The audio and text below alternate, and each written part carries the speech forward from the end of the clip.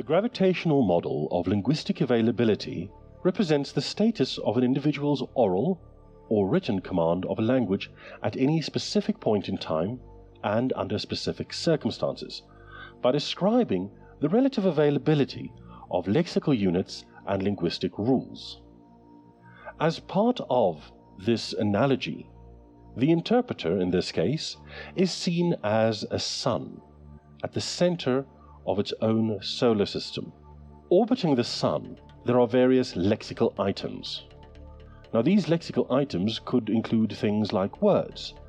It could include commonly used phrases, expressions, grammatical rules, and so forth. Some of these orbit rather closely, and some of them orbit a bit further away. Those that orbit closely around the interpreter are in what is known as the active zone, and those that orbit a bit further away are in the passive zone. Words and phrases and lexical items in the active zone are those that the interpreter knows very well, engages with every day, and is always at the ready.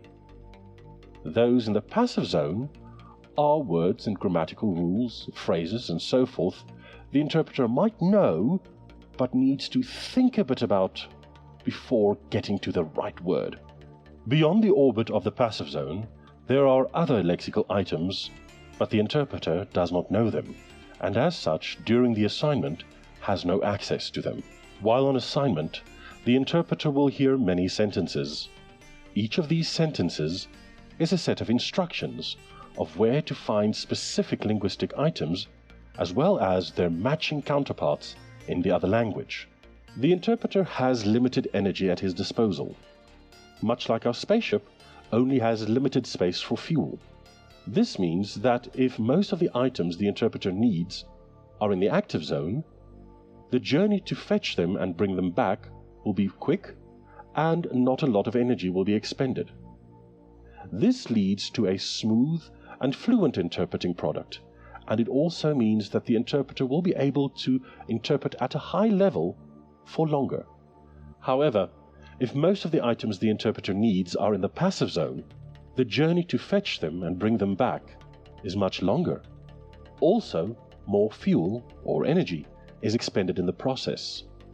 This will often lead to a stilted and hesitant interpreting product. Not only that, but the interpreter will most likely get tired quicker, given all the energy that was expended on collecting these lexical items from the passive zone. So how can an interpreter make sure that the lexical items he needs for an assignment are in the active zone? By being aware of the following dynamics of the gravitational model. Number 1. The centrifugal principle. If not stimulated, words and rules tend to drift outwards, away from the center of the system. This means that if certain words or rules are not used in conversation or in writing, it is possible that they become less familiar, and if used very rarely at all, it is possible that the interpreter might entirely forget that they even exist.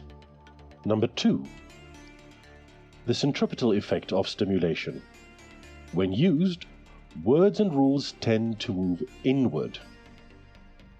This means that when a specific word or rule is used, either in writing or reading or in conversation, it becomes more readily available for the interpreter to use without any additional mental effort. Number 3. Stimulation frequency. The more frequently words and rules are used, the stronger the centripetal effect.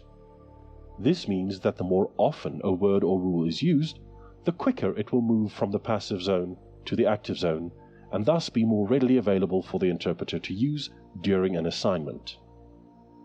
Number 4. Active versus passive stimulation. Active stimulation of a word or rule has a stronger centripetal effect than passive stimulation. This means that when using words and rules in conversation, with actual speech rather than just reading about it, the effects are so much stronger. Using words in conversation is good practice for an interpreter, given that difficult words are often hard to pronounce, and practicing them in conversation will allow the interpreter to learn these words and pronounce them with ease, rather than just reading the word and knowing about it. Number 5. The escort effect.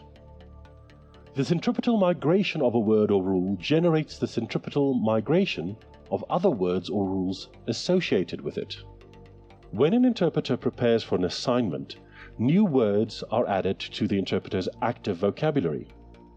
But the escort effect tells us that these words often do not come on their own.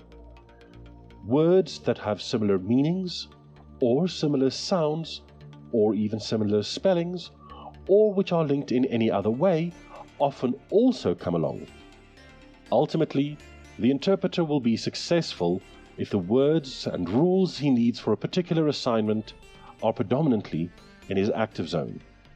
For this reason, it is important for an interpreter to adequately prepare for an assignment in advance to get the relevant rules and words in the active zone.